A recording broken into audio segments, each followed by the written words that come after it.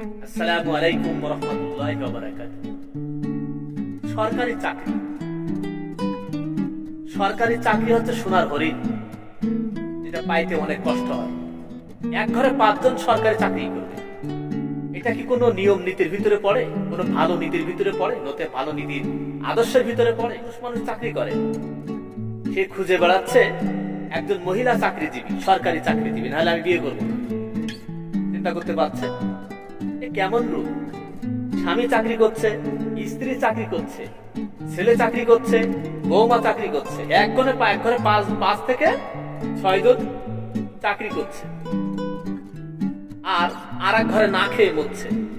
এই রুল দিয়েছেন আপনারা আমাদেরকে, এই জাতিকে। আপনারা ক্ষমতার চেয়ার পেলে আপনারা জনগণকে চিনতে পারেন না, এগুলো দেখতে পারেন না। কারণ প্রতিটা ঘরে ঘরে আপনার চাকরি দিতে গেলে টাকা পেতে টাকা পাবেন না, টাকা নিতে পারবেন না, ঘুষ নিতে পারবেন না, দুর্নীতি করতে পারবেন না। এক ঘরে একজন চাকরি করবে।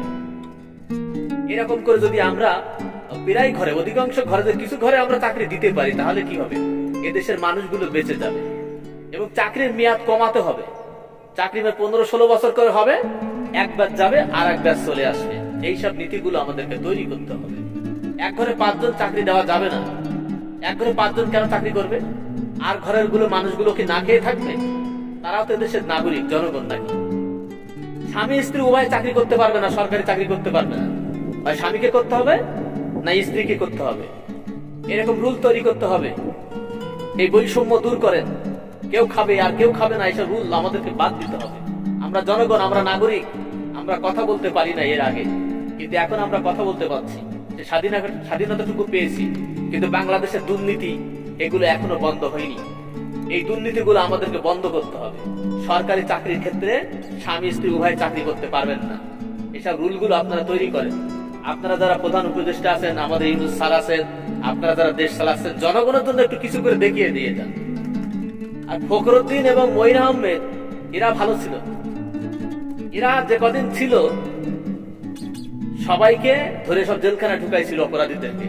আর এখন আমরা অপরাধীদেরকে দেখছি রাস্তায় বোতাম খুলে ঘুরে বেড়াচ্ছে, 2-3টে মার্ডারের আসামি ঘুরে বেড়াচ্ছে, মাদক ব্যবসা হচ্ছে। আপনারা কি দেখতে পাচ্ছেন না? এগুলো বোঝেন না আপনারা? কোটি কোটি টাকা যারা দুর্নীতি করেছে তাদের সমস্ত সম্পদগুলো বাজেয়াপ্ত করা হোক, সরকারি খাতে নেওয়া হোক। অসহায় মানুষের দিকে একটু তাকান, জনগণের দিকে একটু তাকান। রিক্সা আলা, ভ্যান আলা, যাদের অনেক কষ্ট হয় সংসার চালাইতে, একটু ভালো মন্দ খেতে পারে না, তাদের দিকে একটু নজর দেন। বিদেশ যেতে গেলে অন্য দেশের টাকা লাগে 3 লাখ 2 লাখ, আর আমাদের দেশ থেকে বিদেশ যেতে গেলে 6 লাখ 7 লাখ 8 লাখ। দালাল মুক্ত এখনো আমরা বানাইতে পারি না। বিমানবন্দরে এখনো আমাদের ঝামেলা হচ্ছে। কেন এগুলো হবে? এগুলো তৈরি করুন। আর দীর্ঘমেয়াদী বিচার ব্যবস্থা বন্ধ করুন। দীর্ঘমেয়াদী বিচার ব্যবস্থা বন্ধ করুন। এগুলো জনগণ চাই। জনগণকে আর কত বোকা বানাবেন আপনারা? এগুলো করে দিন, যাতে করে আমাদের দেশের জনগণগুলো একটু ভালো থাকতে পারে, যাতে করে একটু শান্তিতে থাকতে পারে। এক ঘরে একজন চাকরি দিবেন, 5 জন চাকরি দিবেন না, 3 জন চাকরি দিবেন না। স্বামী স্ত্রী 2 জন চাকরি করতে পারবে না, একজন করবে, যে করবে। আমি চাকরি করি, আমি মেয়ে খুঁজে বেড়াচ্ছি যে আমার বউ সরকারি চাকরি করবে। হাই রে বৈষম্য!